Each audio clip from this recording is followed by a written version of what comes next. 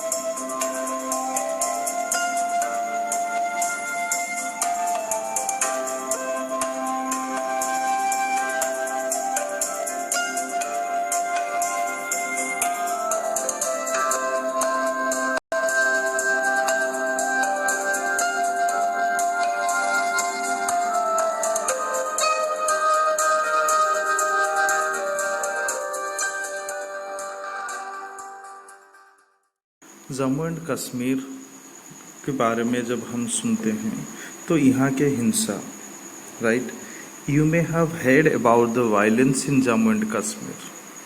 This has resulted in the loss of many lives and the displacement of many families.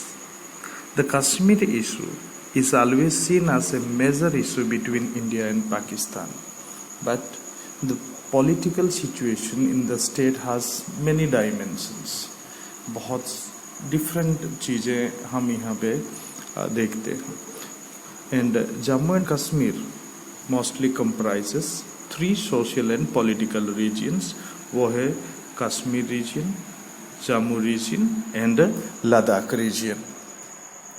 जब the Kashmir region, the heart of the Kashmir region is Kashmir valley. The people are Kashmiri speaking and mostly Muslim with a small Kashmiri speaking Hindu minorities जो कश्मीर के अंदर रहते हैं। जैसे Kashmir 3 different region में divide हुआ, जैसे सोशल एंड पॉलिटिकल रीजन में, राइट। जब जम्मू रीजन में हम देखते हैं तो it's a mixed of foot hills and plains. ये एक फुट हिल्स माउंटेन्स की है एंड प्लेन्स भी है। यहाँ पे of Hindus, Muslims and Sikhs and speakers of various languages, बहुत सारे अदर लैंग्वेजेस बोलने वाले लोग भी वहाँ रहते हैं। Ladakh region is mountainous, has very little population which is equally divided between Buddhist and Muslims. तो ये कश्मीर के 3 हिस्से हैं, जम्मू एंड कश्मीर के 3 रीजन्स हैं और इस 3 रीजन के बारे में हमने डिस्कस की। तो आप इस मैप के अंदर देख सकते हो जम्मू एंड कश्मीर की डिफरेंट रीजन्स। जैसे जम्मू एंड कश्मीर में आता है श्रीनगर और लद्दाख में आता है लेह और कारगिल। और ये जो मैप है, इस मैप के अंदर हम देख सकते हैं clear the picture about the location of 3 different regions. और कश्मीर के हम नेचर के बारे में अगर कुछ डिस्कस करते हैं तो the nature of Kashmir is, the Kashmir issue is always seen as a major issue between India and Pakistan. ये बहुत बड़ी एक इशू है, मेजर इशू है इसकी। And but the political situation is, the state has many dimensions. The issue has external and internal dimensions. It involves the issue of Kashmiri identity known as Kashmiriyat and the aspiration of the people of Jammu and Kashmir for political autonomy. So यहाँ के लोगों की जो aspiration है, कुछ आशाएं हैं, आकांक्षा है, वो है पॉलिटिकल ऑटोनॉमी। पॉलिटिकल ऑटोनॉमी हमने फर्स्ट ही मैंने इसके बारे में डिस्कस किया कि जो ऑटोनॉमी होती है वो एक पॉलिटिकल राइट्स के बारे में होती है, कुछ special rights to the states होते हैं, राइट। इसीलिए जम्मू एंड कश्मीर लोगों की जो लड़ाई थी और यहाँ पे जो कश्मीरियत बनी और यहाँ पे जो डिवीज़न और डिफरेंट वायलेशन शुरुआत हुई, जो इसके बारे में हम एक एक करके टॉपिक के बारे में हम डिस्कस करेंगे। और आपने ये भी देखा होगा, सुना होगा और पढ़ा भी होगा कि आर्टिकल 370 भी दिया गया था वहाँ के अंदर।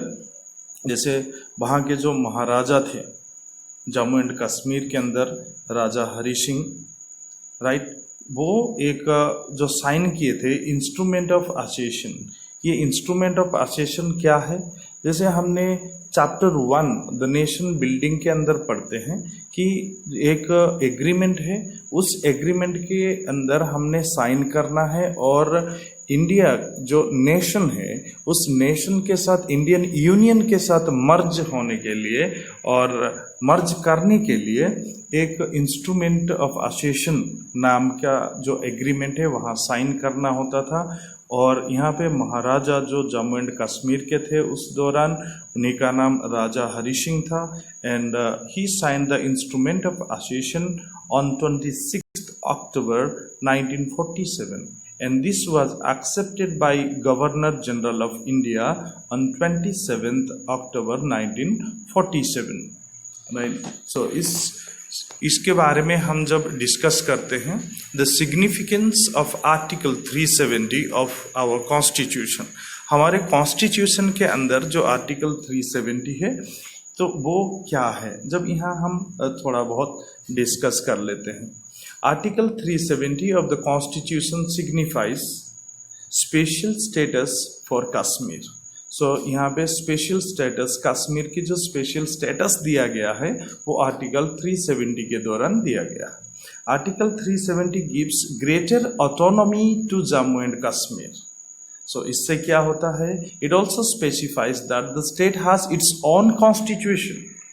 आर्टिकल 370 जब इंडियन गवर्नमेंट और हमारे कॉन्स्टिट्यूशन उन्हें देता है तब वो एक अपनी कॉन्स्टिट्यूशन लिखते हैं और उनके पास अलग एक कॉन्स्टिट्यूशन होता है। जैसे हमारी इंडिया की जो कॉन्स्टिट्यूशन होता है और जम्मू एंड कश्मीर में वो लागू नहीं होता। तो all provisions of the constitution are not applicable to the state. इसका मतलब कि जो कॉन्स्टिट्यूशन इंडिया का है वो वहाँ पे लागू नहीं होता। लेकिन अब जो लास्ट ईयर हमने देखा कि 370 को हटा दिया गया है, तो इसके बारे में हम अभी डिस्कस नहीं करेंगे, हम इसको हिस्ट्री की तरह हम इसमें डिस्कस करेंगे। सो आज के लिए इतना ही, और इसके बाद later on we will discuss many more points about issues of Kashmir, right? So till then, be at home and be safe. Thank you. And mostly, if you are watching, please subscribe and comment to me and give suggestions so that I could be motivated and I could do better videos for you. Thank you. Have a nice day. Hi everyone. How all are you? Welcome to the Sujit Sir class. And I request everybody to suggest me and comment about the videos. Thank you for watching. Thank you so much for everything.